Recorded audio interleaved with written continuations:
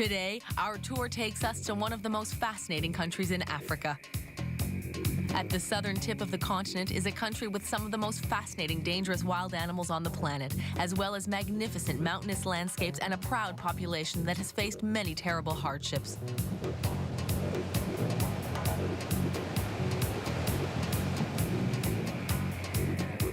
We're going to South Africa, the country of Nelson Mandela. Our tour will take us over thousands of kilometers, stopping at some of the most impressive wildlife reserves on the planet and coming into contact with a proud and welcoming people. Starting out in Cape Town, we'll follow the South African wine route before encountering some of the wild and dangerous animals that live in the wildlife reserves. We'll end our adventure in the Johannesburg area. Come join us on our all-inclusive tour to South Africa.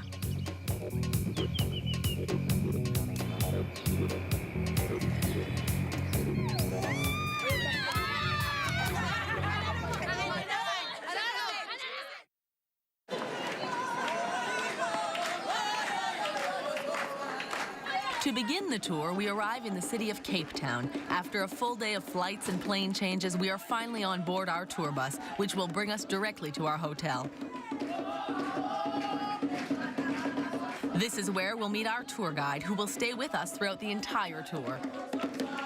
Si on veut dire bienvenue en Afrikaans, qui est une langue qu'on parle ici en Afrique du Sud, c'est welcome in South Africa.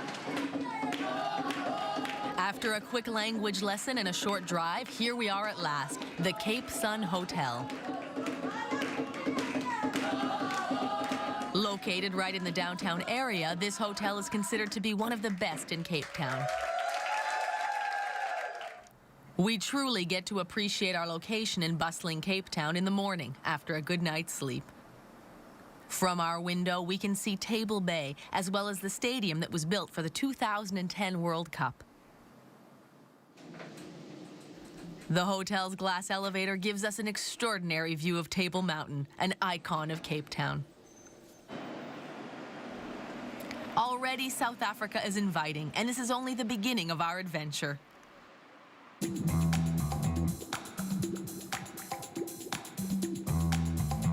On our first day, we head for a city called Franschhoek, about 80 kilometers away from Cape Town.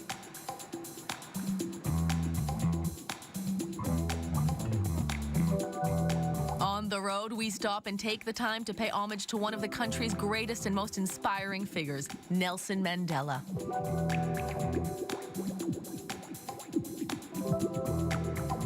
We are close to Paarl in front of Drakenstein Prison, formerly known as Victor Verster Prison.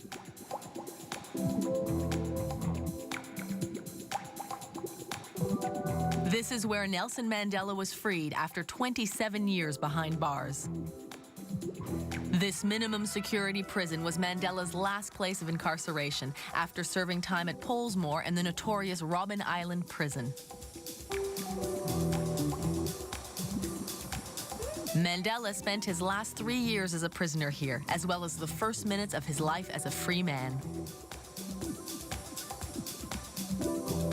He was officially freed on February 11th, 1990. This day became a turning point in the national journey towards the end of apartheid, which was officially abolished on June 30th of the following year.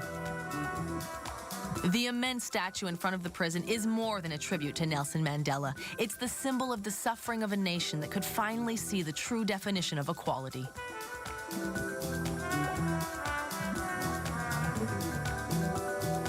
We get back on the bus and continue on toward the town of Franschhoek, a name that means the French corner. Faced with persecution, many Protestants emigrated from France in the 17th century, coming to settle in South Africa. These Protestants were called Huguenots, and this museum records the history of their adventure. The Huguenots were welcomed by the Dutch government of the time, who allotted them land to farm.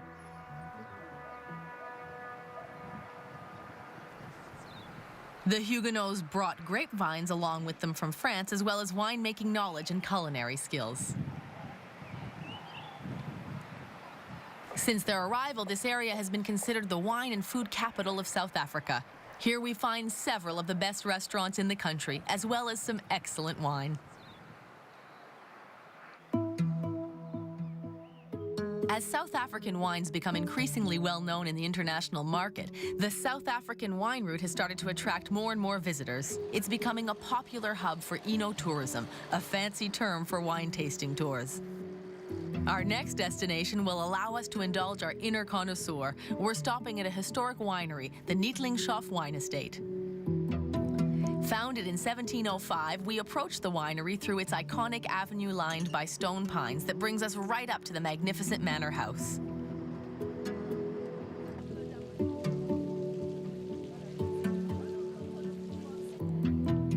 Both the climate and the location have been a blessing for the winery, which grows grapes in 13 distinct types of soil, allowing the winemakers to produce a wide range of different tastes.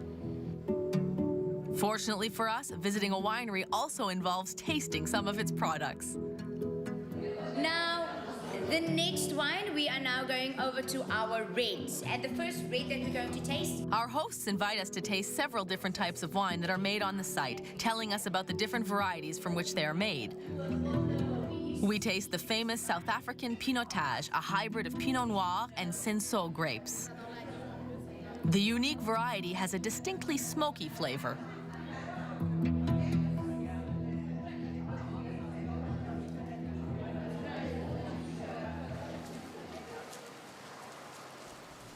Even at this time of year, with the grapevines dormant until the next growing season, Cape Colony and Franschhoek are idyllic spots to visit.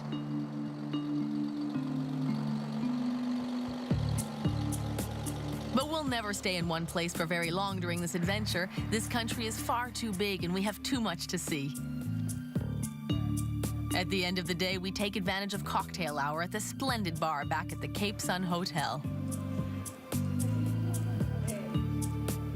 If our first busy day is any indication of the pace of the rest of the tour, it's a good idea to take this time to recharge our batteries.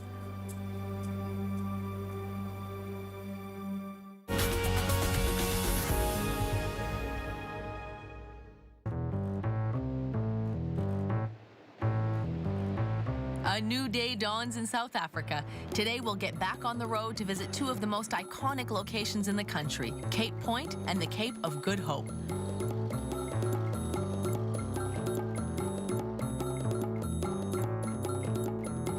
We'll cross the peninsula that juts out into the Atlantic, heading for the east coast with its charming villages.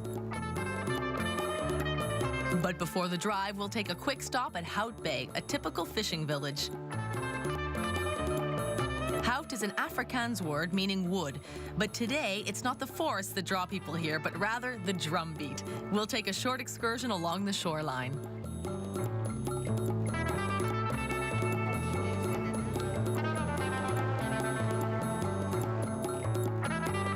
Our short trip out into the Atlantic Ocean gives us the chance to take in the beauty of the South African countryside. It's also the best way to get a look at the most famous inhabitants of the nearby islands. These are the South African sea lions, locally called Cape Fur seals.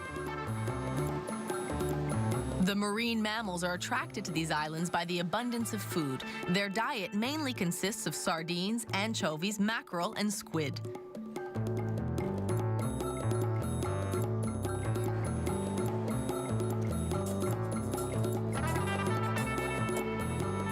We're back on the road, driving right next to the steep cliffs that fall into the sea.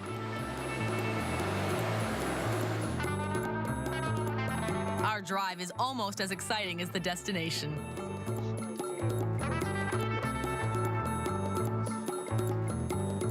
Nets are installed on the precipitous rock faces to protect the traffic from falling rocks. This allows us to make the trip without biting our fingernails.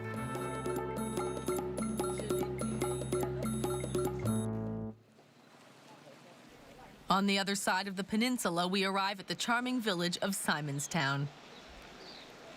We're far from the busy streets of Cape Town. Here, village life follows the rhythm of the sea and the tools of the local artisans.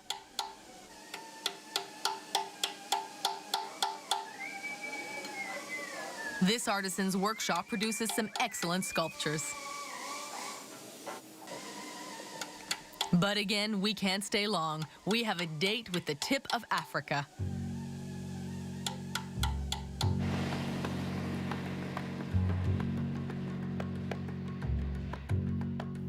At Cape Point, we leave our bus behind and take the pedestrian paths that crisscross the ridge.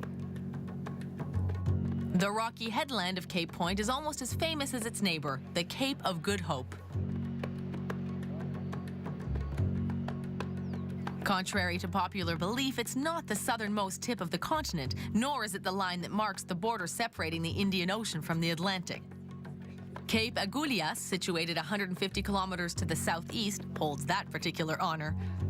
But this is by far the more famous spot, which has long held a privileged place in popular imagination.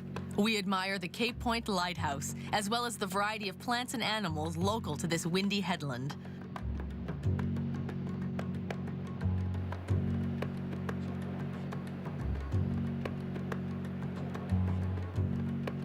A little further west, on the other side of a shallow bay, is the Cape of Good Hope, our final destination for the day.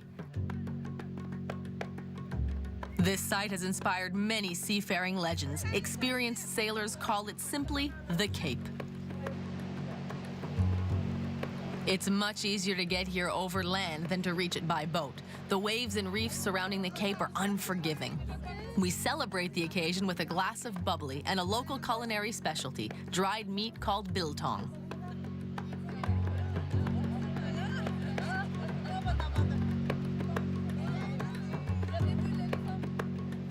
As the daylight fades from the sky, we head back to Cape Town for a walk along the docks. We need to work up an appetite because we have a very special meal in store. This evening, we'll head to the Africa Cafe, a restaurant that specializes in traditional African food. On the menu, Congolese salad with a tropical vinaigrette, as well as a dish made with antelope meat, Ethiopian chickpea cakes, fresh fish, delicious curries, and even an Egyptian dish from the other side of the continent.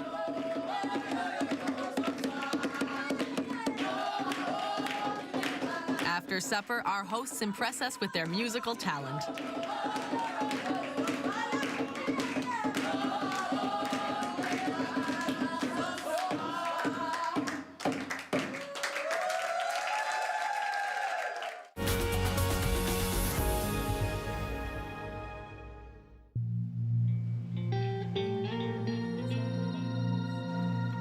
This morning, we'll leave Cape Sun Hotel and head for our next destination, the city of Durban.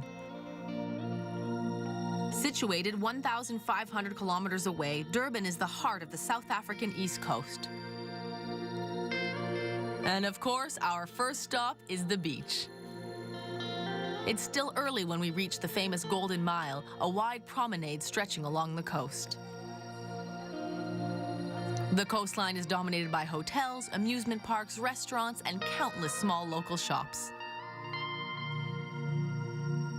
The promenade was built in the 1970s. It's still a very popular tourist destination, not just for foreign visitors, but also for South Africans who come here on vacation from Johannesburg and other cities.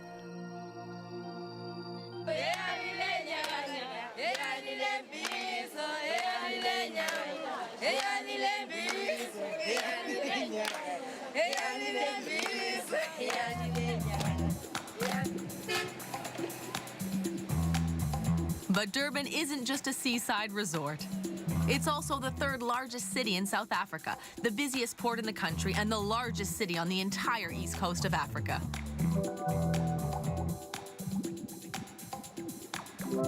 Europeans came here in search of ivory and furs.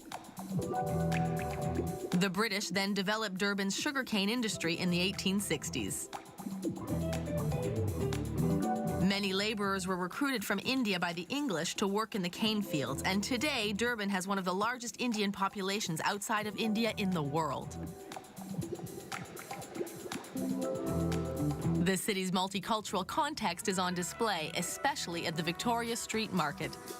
Nice one, nice natural crepes. This is garam. The market is constantly buzzing with activity, and it's a good place for visitors like us to discover the colors and flavors of South Africa.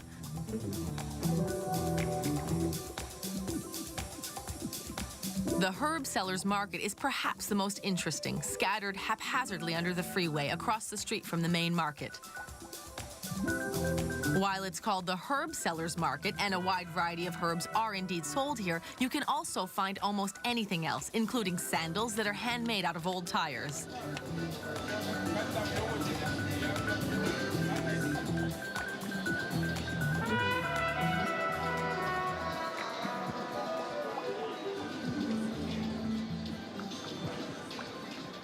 The market is a great place to take in the sounds and smells of the country. Another good way to get a taste of South African culture is a stop at a local restaurant, and so we return to the coast of the Indian Ocean. We have a reservation at Ushaka Moyo, a restaurant on the promenade close to Ushaka Pier.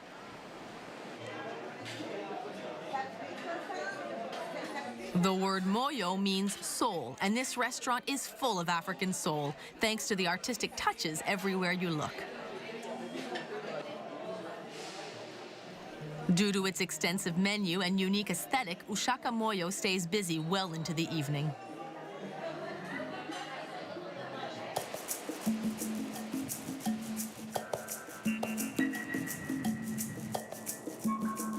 Durban is known for being the gateway to the Zulu kingdom, and now it's time to discover this mythical part of South Africa ourselves.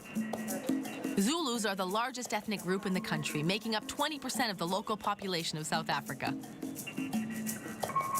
For our immersion into Zulu culture, we'll stay at Zulu Nyala Lodge, located in the very heart of the kingdom. The private bungalows resemble tents, a reference to the travelers who came with their tents to explore this part of the world. When we arrive, we're welcomed to the village in the traditional Zulu style. The Zulus are proud of their culture, and this ritual is a fun-loving demonstration of their pride. The word Zulu comes from the expression Amazulu, which means the people of the sky.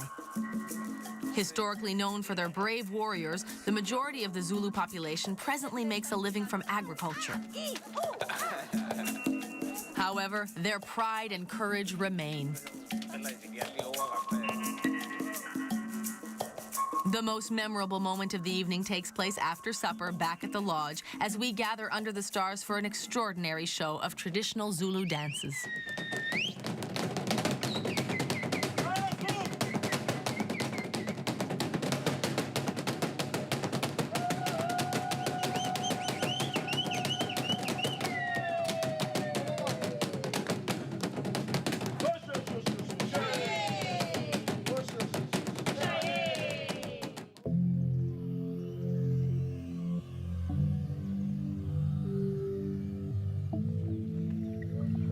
A promising new day dawns in the Zulu kingdom. Today, we're off in search of the local wildlife. A safari tour is an amazing experience that should be an indispensable part of any visit to Africa. Our Zulu Lodge specializes in safari adventures. It's situated right next to its own reserve and has its own fleet of safari vehicles. Throughout the safari, our guides describe to us the habits of the animals we encounter.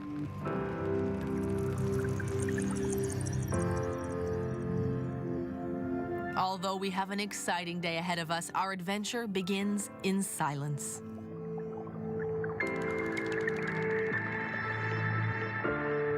And it begins. The world's tallest terrestrial animal is eating breakfast a few meters from our vehicle. It's eating the young growth on the highest branches of the sparse vegetation. Giraffes can eat up to 70 kilograms of food per day in periods of abundance.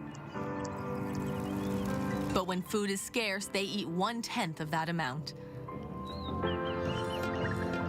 Unperturbed by its audience, this giraffe gives us an excellent show.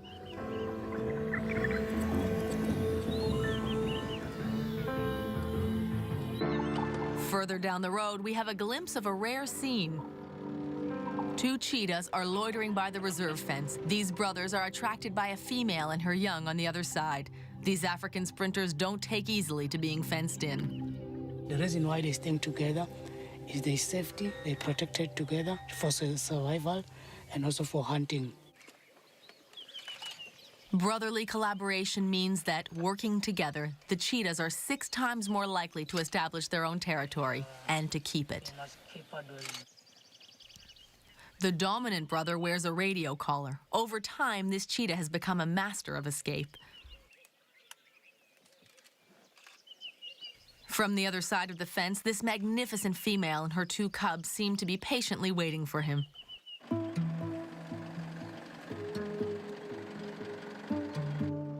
Continuing on our safari, we come across many other inhabitants of the African plains.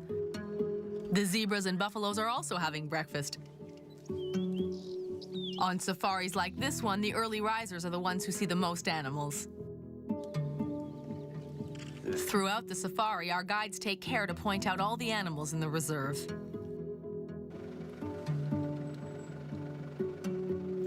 On the way back, after a fruitful visit to the reserve, we have another lucky sighting. We've come close to a black rhinoceros and her baby. Despite its name, the black rhinoceros is brownish-gray in color. These animals are notorious for their bad tempers and are prone to attack.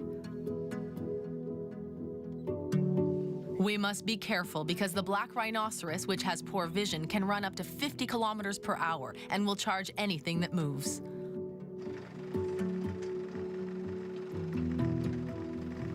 Before we head back, we catch sight of a small group of African bush elephants busy foraging among the plants and trees barely 10 meters from the road.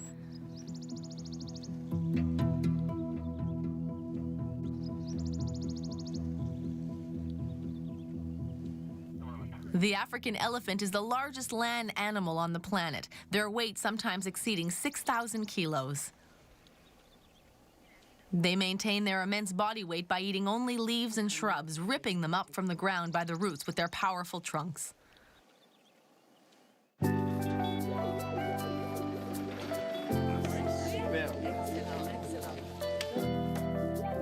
The exciting safari has only whetted our appetite for seeing more African wildlife.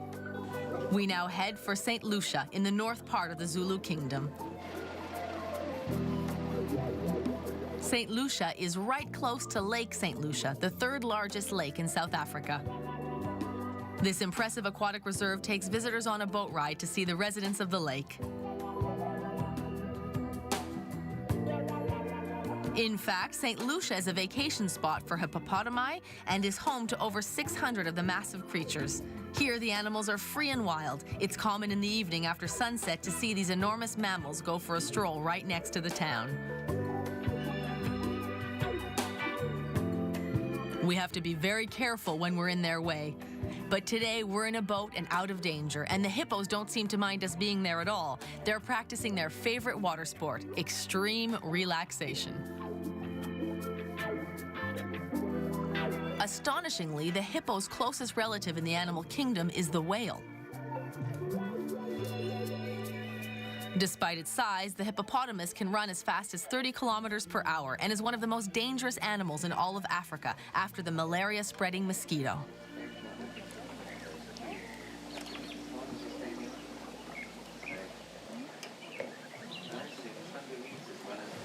African fish eagles are perched in the treetops around the lake, waiting for the right moment to snag a catfish from the shallow water.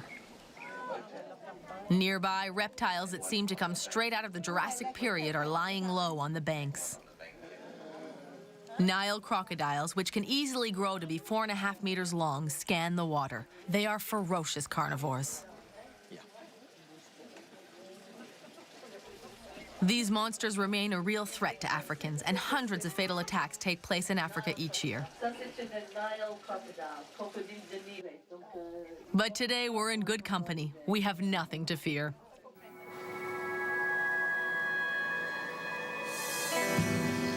After encountering a wide variety of African wildlife, it's time to get back on board our bus. We have many kilometers to go before we reach our next destination. We'll spend the night in another country, Swaziland.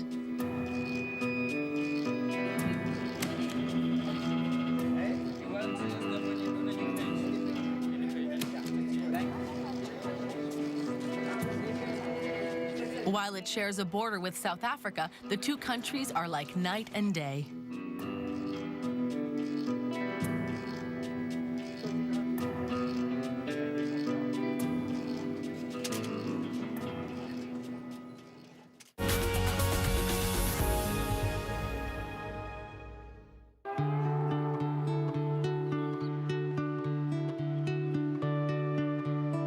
The Kingdom of Swaziland is a small landlocked country in eastern Africa.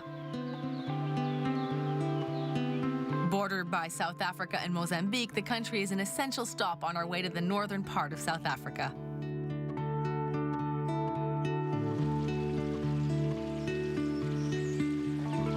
For our night in Swazi territory, we stay at the Mountain Inn, a charming hotel nestled in the mountains, 500 meters above sea level.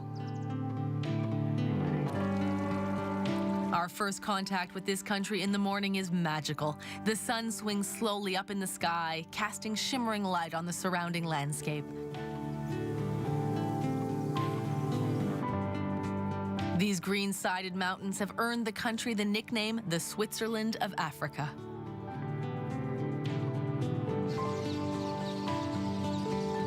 The kingdom of slightly more than 1 million inhabitants is governed by King Mswati III. Although the majority of his subjects are Swazi, there are also minorities of white Africans and Zulus. While the landscapes are enchanting, the country has suffered human tragedy on a devastating scale. Since the first cases reported in the 1980s, HIV and AIDS have decimated the country. Today, 1 in 4 Swazi adults are infected with HIV, an alarming number representing the highest incidence of the virus in the entire world. Despite this sad reality, hope and creativity are alive and well in Swaziland. The Ngwenya glass shop is a perfect example. As it was a Sunday, the glass-blowing workshop was closed when we passed through, but we were still able to have a look at where the delicate pieces are made, a kind privilege bestowed on our tour group. Here, everything is made from recycled glass. This glass is mostly gathered by school children learning about environmental awareness while contributing to the creation of these works of art. The products are all on sale in the neighborhood boutique, which holds a fabulous array of souvenirs. At the beginning, we all get back in. A bit further down the road, we have the chance to see another source of pride in Swaziland, which is also featured on one of the national stamps, the Maguga Dam on the Komati River. The structure has been awarded several international prizes for its exceptional quality of engineering. Situated in a region that is prone to tornadoes, it was designed with an enormous spillway that allows it to withstand flash flooding. Completed in 2001, this immense hydroelectric dam is 115 meters high and was built out of almost 4 million cubic meters of rock and clay.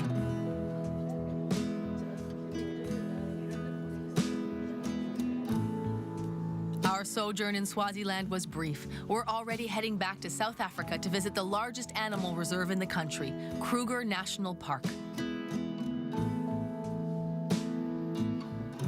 Once we're past customs, we stop off at Hazy View. This small farming town is named after the hazy mist that settles over it in the heat of summer. It's been said that the climate here is the best in the world for growing bananas, and the town is full of colorful fruit and vegetable stands, all supplied by the adjoining fields. It's an excellent time to stock up on our supplies.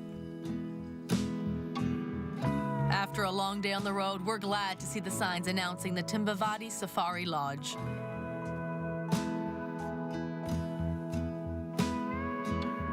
On arrival, we're welcomed by an enthusiastic terrier who seems ready to take on an entire rugby team. After a welcome refreshment, we head towards the lodge's private huts. These thatch-roofed huts are adorned with colorful African designs. And inside, they are clean, cool, and comfortable, a modern but relaxing sanctuary.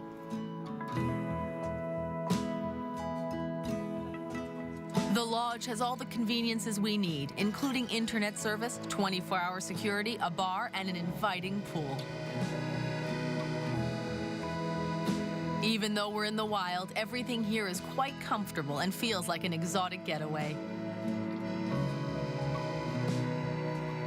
During supper, we talk about how excited we are for the adventures to come. Everyone is eager for tomorrow, when we will explore the famous Kruger National Park. The animal lovers of our group will have trouble getting to sleep tonight.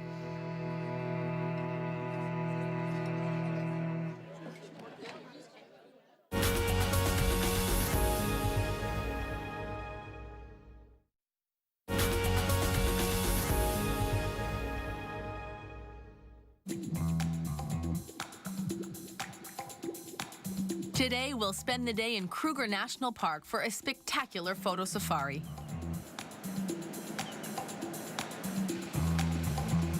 The park extends over almost 20,000 square kilometers, so big it could contain the entire country of Swaziland.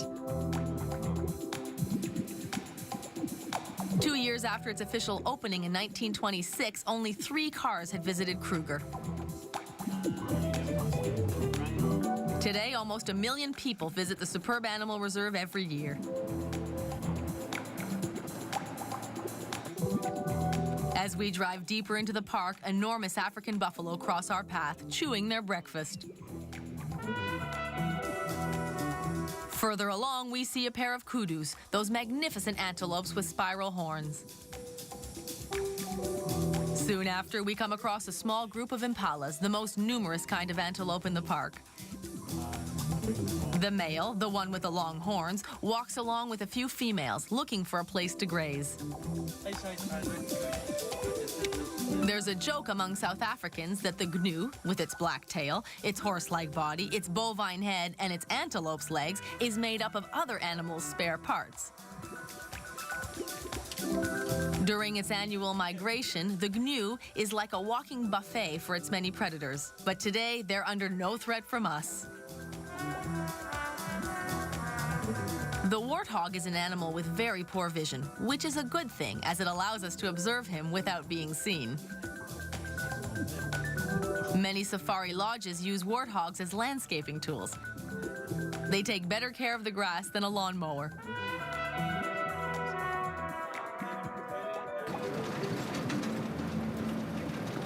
Driving through the reserve, our guides communicate with each other, telling each other about the animal's movements.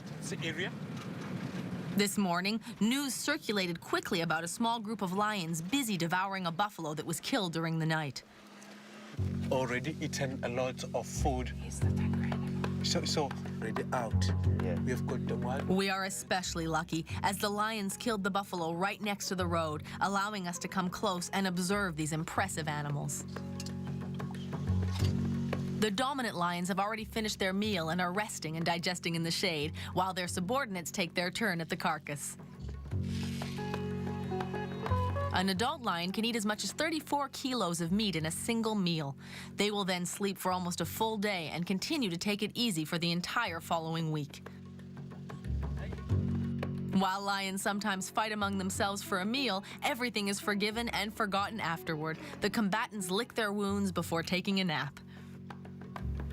As we observe the scene of life and death unfolding before us, our guide tells us that the buffalo's eyes weren't eaten by the lions, but rather by a bird called the martial eagle. As an individual is not happy, but you can see most of them, no vulture, vundu. There is no. This eagle is known for swooping down to pluck out the eyes of another animal's fresh kill. Soaring up and letting it trip. We continue on our way, leave the king of the beasts to relax and digest.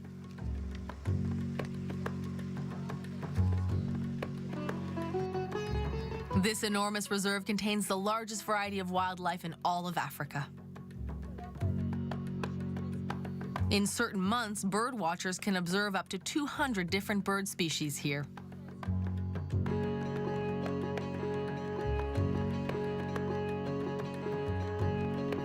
After stretching our legs a bit at an observation point and taking in the magnificent view, we head to a watering hole, always a good place to observe animals. We arrive just as a group of gazelles cautiously approach the water. They have to stop to drink, and their predators are perfectly aware of this, always watching for the right moment to leap out of the water and seize one.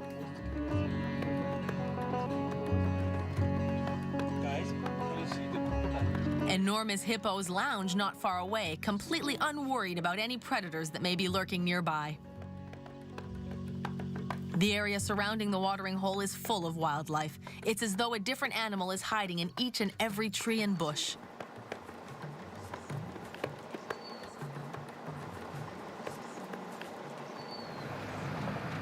Welcome to the Olifants River.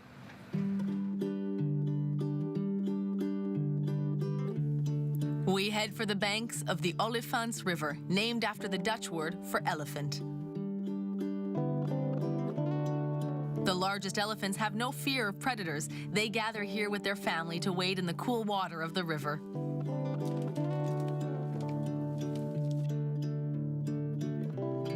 Other animals, like zebras and gnus, follow the troop closely. There are fewer chances of a lion attack with the elephants there to deter predators. Close to the river, trees and bushes are on offer to satisfy the insatiable appetites of the elephants. Their destructive eating habits mean that elephants are not appreciated by African farmers. An entire field can be completely ravaged in a single night. We spend the rest of the afternoon at this magical spot. Our knowledgeable guides give us details about the habits of all the animals we see. A trip to South Africa isn't complete without a safari in one of the largest animal reserves on the planet. Each member of our group leaves with a feeling of accomplishment and with hundreds of photos.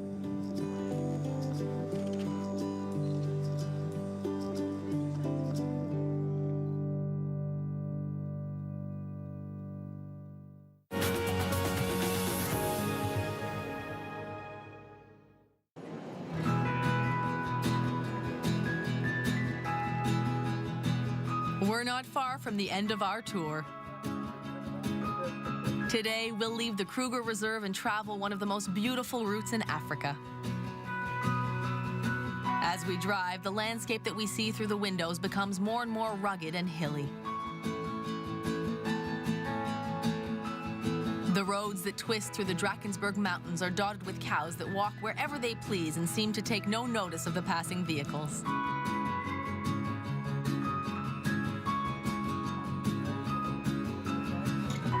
From afar, we can see three rounded silhouettes called the Three Rendezvous, enormous circular rock formations that tower over the famous Blyde River Canyon.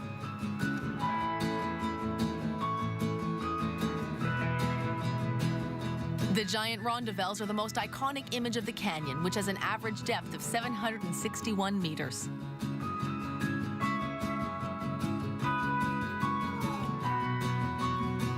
Blyde is a word that means happy, and we are indeed quite happy to gaze in wonder at this panorama in this beautiful part of Africa. It's amazing to think that the slow process of water erosion over millennia sculpted the canyon. The force of water and motion over the rock is illustrated at a place called Bork's Luck Potholes. These amazing geographical phenomena are located where the Blyde and the Tror rivers meet. They are the result of eddying currents of water that have carved enormous holes in the rock over the ages. A bridge and a lookout point give visitors a magical view of this unique and constantly evolving natural spot.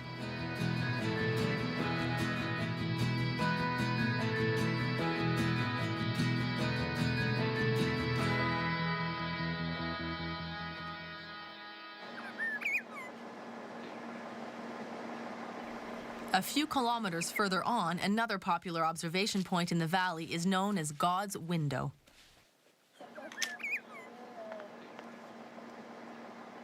Here we have a spectacular view from the top of a 700-meter cliff. God's Window appeared at the end of the cult film, The Gods Must Be Crazy. After our pilgrimage to Blyde River, we stop for the night in the town of Pilgrim's Rest. The entire town was declared a national monument in the 1980s because of its historical significance as the hub of the South African gold rush at the end of the 19th century. We visit the town on foot and discover points of interest at every corner. Even our accommodations seem more like a museum than a hotel. At Pilgrim's Rest, history is alive and well.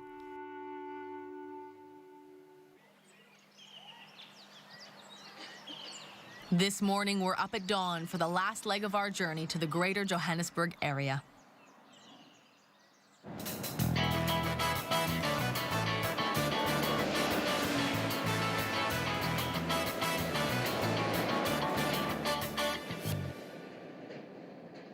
Johannesburg is around 450 kilometers from Pilgrim's Rest.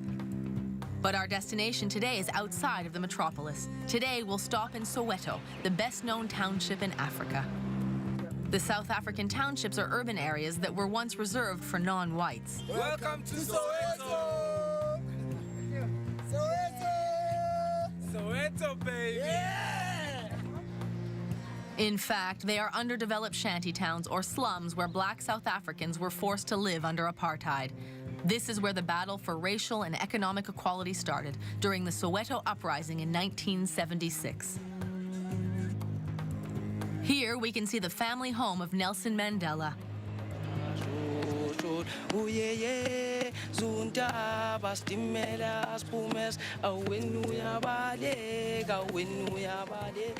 The neighborhood is still very poor and politically unstable. But the people here don't bow their heads in despair. The young men in the townships don't have many employment opportunities, but they get by as best as they can. They offer to wash any car that stops close to them. They earn a little money, and the rest of the time, they play dice or carry on their African traditions. Spontaneous demonstrations of joy are not uncommon among the South African people. Even those with little money welcome strangers with open arms, eager to share their rich culture.